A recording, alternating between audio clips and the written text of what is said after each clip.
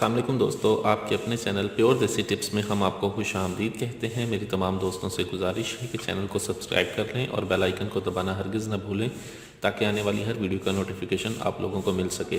दोस्तों, आज का हमारा जो नुस्खा है वो ऐसे तमाम तरफ अफराद के लिए है जिनके रॉड में सख्ती नहीं है, जिनके रॉड में कुजी है, रॉड में टेढ़ापन आ चुका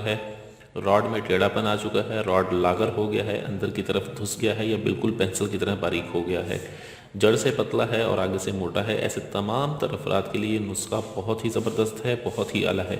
इस नुस्खे के कुछ ही दिन के इस्तेमाल से रॉड में भरपूर ताकत पैदा होती है, रॉड में सख्ती आती है, रॉड की तमाम ब्लॉक रगें खुलती हैं, बेजान रगों में जान पैदा होती है, रॉड के पट्टे मजबूत होते हैं, रॉड सीधा होना शुरू हो जाता है, रॉड की लागरी, कुजी और तंगी जो है वो ख़त्म होती है। इस नुस्खे में 4 चीज़ों का इस्तेमाल है। इसके अलावा 2 तेल हम इसमें इस्तेमाल करेंगे, रोगने तिल 50 ग्राम और रोगने ज़ैतून 50 ग्राम।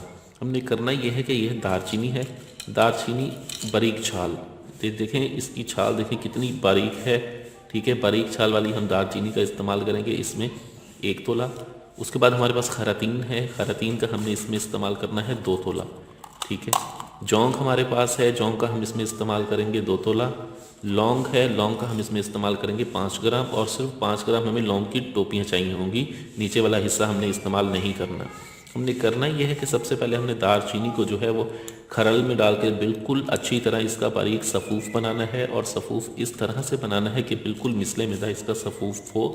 और तिलों का तेल जो हमारे पास होगा वो हमने इसका सफ़ूफ बनाने के बाद एक एक कतरा इसमें डालना है और इसे खरल करना है।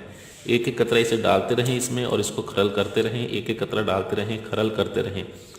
जब तमाम तेल इसमें जज़ब हो जाए, ठीक है, उसके बाद आपने मज़ीद आधे घंटे तक ज़ोरदार हाथों से इसको खरल करना है, ठीक है। ज़ोरदार हाथों से खूब ज़ोर लगा के इसको खरल करें, ठीक है। जितना ज़्यादा आपने इसे घोटना है उतना ही ज़्यादा ये फ़ायदा देगा आपको। ये आपका मुरक्कब जब बन जाएगा इसको आपने अलहदा कर देना है। उसके बाद चौंक आप अलहदा खरल में डालें, इसको बारीक पीस लें, बारीक पाउडर बनाएं इसका, ठीक है। खरातीन को भी आप डाल के इसको भी बिल्कुल बारीक कर लें, ठीक है। उसके बाद लौंग की टोपियों को भी आप बारीक कर लें, ठीक है। ये तमाम चीज़ें आपकी मुरक्कब बन जाएंगी। इनको आपने 30 ग्राम जैतून के तेल में डाल के आपने कढ़ाई में डाल दें, ठीक है, और इसको हल्की आंच पर पकाएं।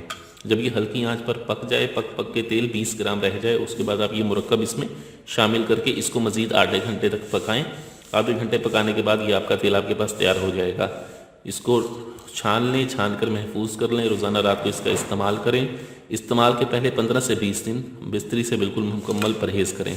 वीडियो अच्छी लगी हो तो इसे लाइक, शेयर और कमेंट ज़रूर करें। मुझे अगली वीडियो तक के लिए इजाज़त दें। अपनी सेहत का बहुत ख्याल रखें। शुक्रिया। अल्लाह हाफ़िज़।